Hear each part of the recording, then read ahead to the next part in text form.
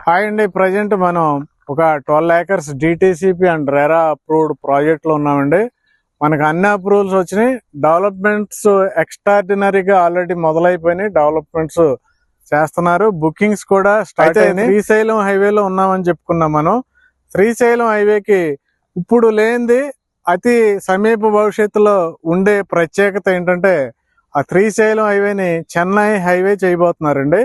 మనం శ్రీశైలం వెళ్ళటానికే మనం ఇప్పుడు వరకు ఈ హైవేని వాడుకుంటున్నాం. కానీ ఇక ముందు ఏంటంటే తిరుపతి వెళ్ళటానికి, చెన్నై వరకు వెళ్ళటానికి కూడా ఈ హైవేనే వాడుకోబోతున్నాం.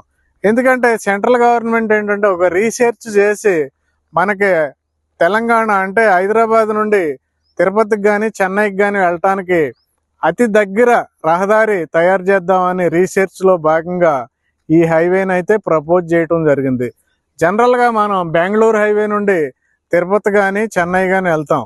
అదే ఈ హైవేలో సోమశిల దగ్గర బ్రిడ్జ్ కానీ ఫామ్ చేస్తే నది మీద మనకి 80 కిలోమీటర్ల వరకు డిస్టెన్స్ తగ్గించుకోవచ్చు అనేది సెంట్రల్ గవర్నమెంట్ యొక్క రీసెర్చ్లో తేలింది. దానికి అనుగుణంగా సెంట్రల్ గవర్నమెంట్ ప్రపోజల్ ఏంటంటే మనకి తుక్కుగూడ నుండి అంటే ఔటర్ రింగ్ రోడ్ నుండి స్టార్ట్ అయ్యి హైదరాబాద్లో సోమశిల వరకు కూడా మనకి బ్రిడ్జ్ వరకు కూడా 6 లైన్స్ డెవలప్మెంట్ చేయబోతున్నారు. అక్కడ నుండి తిరుపతికి కనెక్టివిటీ ఉంది. సో ఈ హైవే కనుక ఫినిష్ అయితే మనకి 80 కిలోమీటర్ల డిస్టెన్స్ అనేది తిరుపతికి చెన్నైకి తగ్గిపోతుంది. సో ఇప్పుడు లేని ఫెసిలిటీస్ అతి తొందరలో రాబోతున్నాయి.